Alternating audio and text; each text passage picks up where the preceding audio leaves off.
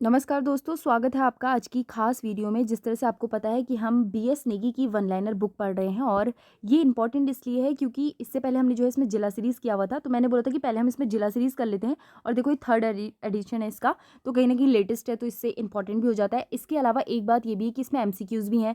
तो पहले हमने जिला सीरीज़ इसकी पूरी कर ली है, तो जिला सीरीज़ होने के बाद आज से हम पहला चैप्टर स्टार्ट करेंगे, जिसमें हमारा जो प्रतीक चिन्ह होते हैं यहाँ से स्टार्ट होगा। तो पहले अध्याय से स्टार्ट करेंगे और ये देख सकते हैं आप, लेटेस्ट जो है इसमें इसका वर्जन है ये। इसके अलावा इसमें एक चीज़ खास ये है ना कि सारे चैप्टर वाइज हैं देखो, तो इन्हें सबसे पहले चैप्टर वाइज कर लेंगे हम 14 तक का। उसके बाद यहाँ पे क्या है ना, ये जिला सीरीज है, तो जिला सीरीज जो है हमने पूरी कर ली है कवर, तो इस वाले चैप्टर को हम छोड़ देंगे क्योंकि ये वाला चैप्टर जो है कल ही हमारा कंप्लीट हुआ है, तो आपने नहीं देखा तो जाके ज़रूर देखिएगा। और इसके अलावा हम यहाँ से फिर करेंगे। तो चलिए आज करते हैं पहला चैप्टर स्टार्ट, तो जिसका नाम है उत्तराखंड राज्य के प्रतीक चिन्ह। तो ये वाला चैप्टर पूरा करते हैं, उसके बाद करेंगे कल next chapter, second chapter Uttarakhand का राज्य चिन्ह। पहला अध्याय है, तो इसमें पहला है शासकीय कार्यों में जिन चिन्हों का प्रयोग करते हैं वह राज्य चिन्ह कहलाते हैं। इसके अलावा राजकीय चिन्ह हीरे के आकार में जो है समचतुर्भुज जैसा प्रतीत होता है। इसके अलावा राज्य चिन्ह में 3 पर्वत की चोटियां दिखाई देती हैं, जिसमें बीच वाली सबसे ऊंची चोटी होती है और लाल पृष्ठ में अशोक की लाट से अंकित है। इसके अलावा अशोक की लाट के नीचे संस्कृत भाषा में सत्यमेव जयते लिखा गया है, जो कि मांडुकोप उपनिषद से लिया गया है। इसके अलावा प्रश्न बनता है सत्यमेव जयते कहाँ से लिया गया है, तो मांडुकोप उपनिषद से लिया गया है। इसके अलावा राज्य चिन्ह के बीच वाले भाग में श्वेत पृष्ठ की 4 जलधाराएं और नीले रंग से दिखाई गई हैं। ये जलधाराएं कौन कौन सी हैं? गंगा, यमुना, रामगंगा और काली नदी हैं।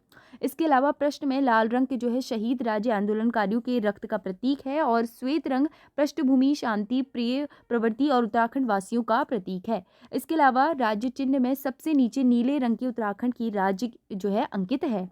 इसके अलावा यह प्रतीक चिन्ह उत्तराखंड शासन के सभी दस्तावेजों में प्रयुक्त किया जाता है। इसके अलावा उत्तराखंड के राज्य गीत की अब हम बात करेंगे। तो उत्तराखंड का राज्य गीत तो कौन सा है? उत्तराखंड देवभूमि मातृभूमि सत सत वंदन अभिनंदन। तो राज्य जो उत्तराखंड का गीत है ये कब जो है गीत बना थे? मतलब 6 फरवरी 2016 को। और लिखा किसने था? हेमंत बिष्ट द्वारा लिखित है। तो किसके द्वारा लिखित है? हेमंत बिष्ट द्वारा। बेहद इंपॉर्टेंट है, ठीक है, हेमंत बिष्ट द्वारा लिखा गया है। और जो सॉन्ग है हमारा वो है उत्तराखंड देवभूमि मातृभूमि सत सत नमन। आगे देखेंगे। और इसको गाने का समय क्या है? वो है 9 मिनट। जिस तरह से आपको पता होगा राष्ट्रगान गाने का समय है 52 सेकेंड, तो उसी प्रकार हमारे जो उत्तराखंड का जो गीत है, राज्य गीत है, उसको गाने में 9 मिनट लगते हैं। इसके अलावा राज्य गीत चयन समिति के अध्यक्ष कौन थे? तो राज्य गीत चयन समिति के अध्यक्ष थे लक्ष्मण सिंह बटोही। तो लक्ष्मण सिंह बटोही कौन थे? जो है राज्य गीत चयन समिति के अध्यक्ष थे। इसके अलावा राज्य गीत में आवाज किसने दी थी? तो नरेंद्र सिंह नेगी और अनुराधा निराला ने दी थी। इसके अलावा उत्तराखंड राज्य पशु और कस्तूरी मृग, तो इसको देख लेते हैं। तो इसमें है कि उत्तराखंड मृग को जो है उत्तराखंड में कस्तूरी मृग को हिमालय का मस्क डियर भी कहा जाता है। तो कस्तूरी मृग को क्या कहा जाता है? उत्तराखंड का मस्क डियर कहा जाता है। इसके अलावा कस्तूरी मृग का वैज्ञानिक नाम क्या है? मास्कस काइसोगास्टर। इसके अलावा कस्तूरी मृग राज्य के जंगलों में 3600 से 4400 मीटर की ऊंचाई पर पाए जाते हैं। तो कहाँ से? 3600 से 4400 की ऊंचाई पर पाए जाते हैं। इसके अलावा राज्य में कस्तूरी मृग की 4 प्रजातियां पाई जाती हैं। तो कस्तूरी, अगर कस्तूरी आप लिखेंगे तो 4 वर्ड इसमें आएंगे, तो इस तरह से आप याद कर सकते हैं। तो कस्तूरी की कितनी प्रजातियां पाई जाती हैं? 4 प्रजातियां पाई जाती हैं। कस्तूरी मृग में जो है अंगुलोटा कुल का जो है मोसिंडे परिवार का सदस्य है। इसके अलावा कस्तूरी मृग बहुतायत में कहाँ? केदारनाथ, फूलों की घाटी, पिथौरागढ़ और उत्तरकाशी में पाए जाते हैं, यानी कि ठंडे इलाके में पाए जाते हैं। इसके जो कस्तूरी मृग है राज्य के अलावा हिमाचल प्रदेश, सिक्किम, कश्मीर में भी पाए जाते हैं।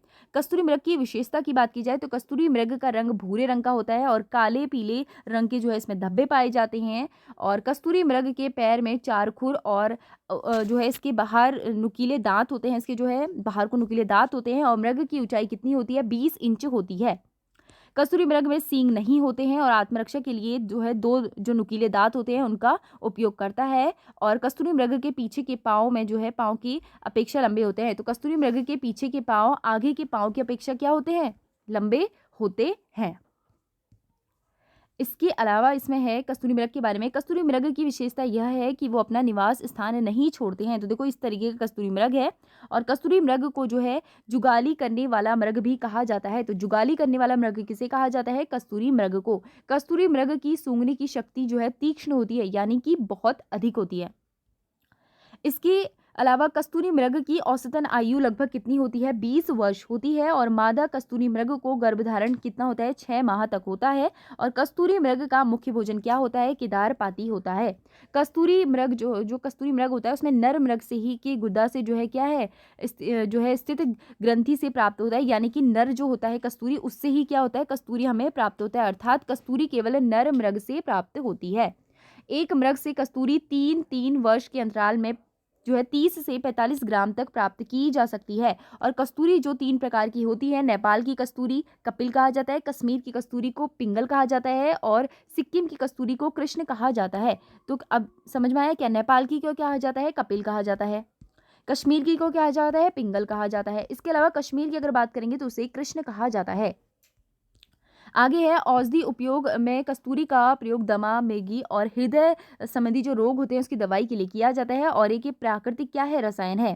रासायनिक रूप से उपयोग कस्तूरी माइथाइल जो है मिथाइल ट्राइक्लोरो और जो है पेंडाकेडोनॉल है, डेकेनॉल, पेंडाडेकेनॉल है कस्तूरी रूप से, ठीक है, रासायनिक रूप से। इसके अलावा कस्तूरी मृग जो है संरक्षण, तो कस्तूरी मृग संरक्षण के लिए जो है 1972 में केदारनाथ वन्य जीव विहार के अंतर्गत कस्तूरी मृग विहार को स्थापित किया गया था। तो 1972 में क्या किया गया? कस्तूरी मृग संरक्षण की स्थापना की गई और वन्य जीव विहार के अंतर्गत कस्तूरी मृग विहार की स्थापना की गई। इसके अलावा मेहरुडी कस्तूरी मृग अनुसंधान की स्थापना 1977 में की गई, जो बागेश्वर जिले में स्थित है। सर्वाधिक मात्रा में कस्तूरी मृग अस्कोट वन्यजीव अभयारण्य पिथौरागढ़ में पाए जाते हैं, जिनकी स्थापना 1986 में की गई थी। चमोली जिले में जो है काचूरा खर्क है, जिसकी स्थापना 1982 में हुई थी। और कस्तूरी मृग प्रजनन संरक्षण केंद्र भी है। तो इससे क्या पता चलता है? इसमें 2 चीजें हैं जो बेहद इंपॉर्टेंट है। तो पहली क्या है? पहली है कस्तूरी मृग संरक्षण केंद्र, इसकी स्थापना कब हुई थी? 1972 में। इसके अलावा कस्तूरी जो है चमोली में जो है काचूला खर्क जो है इसकी स्थापना हुई थी 1982 में। तो ये एक 1982 में है और इसकी स्थापना हुई 1972 में। तो जो केदारनाथ में जो कस्तूरी मृग संरक्षण है उसकी पहले हुई है और जो चमोली में है उसकी बाद में हुई है। प्रजनन केंद्र भी है, ठीक है। इसके अलावा राज्य में वन्य जीव गणना 2005 के अनुसार कितनी है? 279 कस्तूरी मृग हैं कितने राज्य में, ठीक है। इसके अलावा उत्तराखंड राज्य का पुष्प ब्रह्म कमल, तो ब्रह्म कमल हिमालय क्षेत्रों में पाया जाता है 28 जो है 48,000 से लेके 6,000 मीटर की ऊंचाई पर। जिस तरह से अभी हमने देखा था जो वो होता है केदार पाती से हम बोल रहे थे ना, तो हमने बोला था कि वो कहाँ पे मिलता है? कस्तूरी मृग। तो कस्तूरी मृग कहाँ पे मिलता है? 3600 से लेके 4400 मीटर की ऊंचाई पे मिलते हैं। तो इसके अलावा यहाँ पे अभी यही बात हो रही है कि ब्रह्म कमल कहाँ मिलते हैं? 48,000 से लेके 6,000 तक की, 4800 से लेके 6,000 की मीटर की ऊंचाई पर। इसके अलावा जो है ब्रह्म कमल में फूल जो है एस्टेरिसी कुल का पौधा है। तो ब्रह्म कमल किस फूल का? एस्टेरिसी फूल का पौधा है। इसके अलावा ब्रह्म कमल में वैज्ञानिक नाम क्या है? ससूरिया अबेल ब्लेटा। इसके अलावा ब्रह्म कमल की अन्य प्रजातियों में जो है फैन कमल और कस्तूरा कमल भी मिलते हैं। और ब्रह्म कमल का स्थानीय नाम क्या है? कौल पदम है। और हिमाचल प्रदेश में ब्रह्म कमल को दूधा फूल कहते हैं। और कश्मीर में ब्रह्म कमल को गलगल कहा जाता है। और महाभारत वन पर्व में जो है ब्रह्म कमल को सौगंधित पुष्प कहा गया है। और नेपाल में ब्रह्म कमल को जो है टोप गोला, तो क्या कहा जाता है? टोप गोला नेपाल में कहा जाता है। इसके अलावा ब्रह्म कमल की विश्व में 210 प्रजातियां पाई जाती हैं। लेकिन अगर हम भारत की बात करें तो यानी कि हमारे राज्य में, तो हमारे राज्य में इसकी 24 प्रजातियां पाई जाती हैं। और ब्रह्म कमल में जो राज्य में कहाँ मिलते हैं? सबसे ज़्यादा फूलों की घाटी में, केदारनाथ में, पिंडारी हिमनद में आदि क्षेत्रों में बहुतायत रूप में पाए जाते हैं।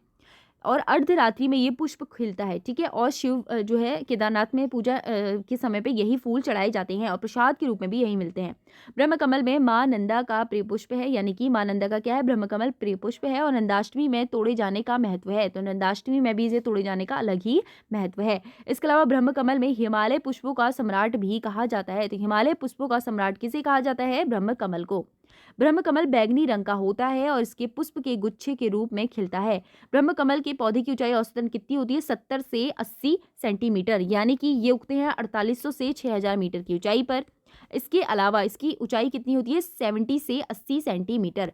ब्रह्मकमल फूल के खिलने का समय क्या है? जुलाई से सितंबर। ब्रह्मकमल के पौधे पर एक वर्ष में केवल एक ही पौधा खिलता है, यानी कि एक साल में एक ही पौधा खिलेगा। किसमें? ब्रह्मकमल में। और ब्रह्मकमल में अर्धरात्रि के समय खिलता है, जैसे मैंने आपको अभी आगे बताया था। ब्रह्मकमल पौधे को जो है जड़ों में पीसकर हड्डी उपचार के रूप में भी प्रयोग किया जाता है। अब हम पढ़ेंगे उत्तराखंड राज्य के वृक्ष बुरांस के बारे में। ठीक है, तो वृक्ष बुरांस की बात की जाए तो 1500 से लेकर 4000 मीटर की ऊंचाई पर ये क्या मिलता है? बुरांस मिलता है। तो बुरांस की फोटो यहाँ पे लगी हुई है। तो इससे पहले हमने देखा था कस्तूरी मृग। तो कस्तूरी मृग पाए जाते हैं 3600 से 4400 मीटर की ऊंचाई पर। फिर हमने पढ़ा था ब्रह्मकमल। तो ब्रह्मकमल पाए जाते हैं 4800 से लेके 6000 मीटर की ऊंचाई पर। तो अब यहाँ पे जो है वृक्ष की बात हो रही है, यानी कि बुरांस की बात हो रही है। तो वो पाए जाते हैं 1500 से जो है 4000 मीटर की ऊंचाई पर। ठीक है, और जितनी ऊंचाई पर जाते रहते हैं उसका कलर जो है चेंज होते रहता है। आप अभी आगे पढ़ेंगे इसके बारे में। तो बुरांस वृक्ष की लंबाई इतनी ऊंचाई पर पाए जाते हैं और सदाबहार वृक्ष है, यानी कि हमेशा इसमें फूल खिले रहते हैं। और इसका रासायनिक नाम क्या है? रोडोडेंड्रॉन। ठीक है, इसके अलावा बुरांस जो है एरिकेसई कुल का वृक्ष है और हिमाचल प्रदेश में बुरांसो कहते हैं। और ये कन्नड़ के बुरांस को बिली कहा जाता है। और बुरांस नेपाल और राष्ट्रीय पुष्प है। तो नेपाल का क्या है? राष्ट्रीय पुष्प है। और बुरांस जो गुरांस भी कहा जाता है। बुरांस हिमाचल प्रदेश और नागालैंड का राज्य पुष्प है। बुरांस वृक्ष की विशेषता। तो बुरांस फूलों का रंग जो है चटक लाल होता है और सफ़ेद रंग के बुरांस जो है जैसे मैंने आपको बोला था कि जितनी ऊंचाई पर जाते रहते हैं इनका कलर क्या है? बदलते रहता है, हल्का गुलाबी, डार्क रेड, है ना। तो देखो यहाँ पे इन्होंने बोला 11,000 फीट की ऊंचाई पर पाए जाने वालों का कैसा रंग होता है? सफ़ेद बुरांस होते हैं। बुरांस के फूलों के खिलने का समय फरवरी से अप्रैल के समय पर होता है। और बुरांस के पुष्प में जो है मिथेनॉल होता है जो डायबिटीज के लिए फायदेमंद होता है। और बुरांस वृक्ष को वन अधिनियम 1974 के तहत संरक्षित किया गया है। तो कब? वन अधिनियम 1974 के तहत। अब बात करेंगे उत्तराखंड के राज्य पक्षी मोनाल के बारे में। मोनाल का हिमालय का मयूर भी कहा जाता है। किसको कहा जाता है? मोनाल को। और इसका वैज्ञानिक नाम क्या है? वो है लोफोफोरस इम्पीजेनस। नेपाल का राष्ट्रीय पक्षी मोनाल पक्षी है और डफिया मोनाल परिवार से संबंधित पक्षी है। मोनाल को स्थानीय भाषा में मनियाल मोनाल कहा जाता है। और मोनाल पक्षी राज्य में 2500 से 5000 की ऊंचाई पर मिलते हैं। तो 5000 की ऊंचाई पर क्या मिलते हैं? मोनाल मिलते हैं। और मोनाल जो है फेजेंट परिवार के पक्षी हैं और मोनाल की 4 प्रजातियां जो है यहाँ पे पाई जाती हैं। इसके अलावा कश्मीर में जो है मोनाल के सुनाल और हिमाचल प्रदेश में जो है नीले गुरु और सिक्किम में जो है क्या कहा जाता है? चमदौड़ कहा जाता है, दौड़ कहा जाता है। मोनाल के लिए भूटान में जो है भूप और नेपाल में डंगन कहा जाता है। और राज्य के अलावा जो है मोनाल असम, कश्मीर, हिमाचल प्रदेश और नेपाल में भी पाया जाता है। यहाँ पे जो है फोटो है। ठीक है, किसकी? मोनाल की। मोनाल पक्षी की विशेषता की बात की जाए तो मोनाल पक्षी घोंसला नहीं बनाती है और ये चट्टान या पेड़ में छेद में जो है अंडे देती है। नर मोनाल के सिर पर जो है मोर की भांति जो होती है कलगी होती है। तो मोर की भांति क्या होती है? कलगी होती है। मोनाल पक्षी में प्रजनन क्रिया वर्ष में 2 बार होती है। और मोनाल का जो प्रिय भोजन होता है आलू की फसल होती है। हिमालय पक्षियों का जो है सिरमौर कहे जाने वाले मोनाल को वन्य जीव संरक्षण 1972 के तहत संरक्षित किया गया है। सर्वाधिक मात्रा में मोनाल जो है केदार घाटी में पाए जाते हैं। और राज्य के वन्य जीव संरक्षण बोर्ड द्वारा पहली बार 2008 में मोनाल की जो है गणना कराई गई थी। और 2008 में कुल मोनालों की संख्या 919 थी। राज्य की तितली कॉमन पिकॉक। 7 नवंबर 2016 को कॉमन पिकॉक या लोगमोर को राज्य तितली घोषित किया गया। कॉमन पिकॉक हिमालय क्षेत्रों में 7000 फीट की जो है ऊंचाई पर पाई जाती है। कॉमन पिकॉक का जो है वैज्ञानिक नाम क्या है? पेपिलियो बाइनर। तो पेपिलियो नाम किसका है? उसका है हमारी जो है क्या है? तितली का। और 1996 में जो है लिम्बा बुक में कॉमन पिकॉक भारत की सबसे सुंदर तितली का खिताब मिला है। इसके अलावा कॉमन पिकॉक का जीवन काल 30 से 35 दिन का होता है। तो यानी कि 30 से 35 दिन तक ही ये जीती है। और कॉमन पिकॉक जो है टिमरू नाम के पेड़ में जो है अंडे देती है। तो किस में देती है? टिमरू नाम के पेड़ में। तो इससे ये पता चलता है कि केवल टिमरू नाम के पेड़ में जो है अंडे देती है और उसी की पत्तियां खाती है। और 2016 में देहरादून के लच्छीवाला में बटरफ्लाई पार्क खोला गया। इसके अलावा उत्तराखंड राज्य में वाद्य यंत्र तो जो है भंडारी कमेटी की सिफारिश पर तत्कालीन मुख्यमंत्री हरीश रावत ने 2015 में ढोल को राज्य वाद्य यंत्र घोषित किया। ढोल एक प्राचीन वाद्य यंत्र है जिसको तांबे, पीतल और चांदी धातु में बकरी की खाल लगाकर बनाया जाता है और इसे मंगलवाद यानी कि जो मंगल कार्यक्रम होते हैं उसमें जो है बजाया भी जाता है और मंगलवाद के नाम से भी इसे जाना जाता है। ढोल से नौबत या निमती, रहमनी, बैड़ी आदि ताले बजाए जाते हैं और नौबत प्रातःकाल में औजी जाति के लोग 42 पड़ताल बजाते हैं और मांगलिक काज जो है मांगलिक काम जो शुरू होते हैं, काज शुरू होते हैं तो उसमें बड़े ताल बजाए जाते हैं। और आईने ए अकबरी में ढोल वाद्य यंत्र का उल्लेख मिलता है। तो किसमें मिलता है? आईने ए अकबरी में ढोल वाद्य यंत्र का उल्लेख मिलता है। तो ये यहाँ पे फोटो है उसकी। इसके अलावा राज्य में ढोल सागर में ज्ञाता उदम दास जी हैं। उत्तराखंड राज्य प्रतीक, तो उत्तराखंड का राज्य प्रतीक क्या है? देखो, राज्य खेल फुटबॉल है, 2011 में से घोषित किया गया। इसके अलावा उत्तराखंड की प्रथम राजभाषा कौन सी है? हिंदी है। द्वितीय कौन सी है? संस्कृत है। और 2010 में से क्या है? द्वितीय राजभाषा का दर्जा दिया गया। उत्तराखंड शासन द्वारा राज्य चिन्ह जो है निर्धारण 2001 में किया गया। तो आज हमने पूरा ये चैप्टर 1 कर लिया है, कल हम करेंगे चैप्टर 2। तो थैंक्स फॉर वॉचिंग। और स्लो स्लो चल रहे हैं ताकि रिवीजन भी होता रहे साथ में। तो फिर थैंक्स फॉर वॉचिंग। अगर आप इस वीडियो को 2 से 3 बार भी देखते तो आपको बुक लेने की ज़रूरत नहीं है। तो थैंक यू।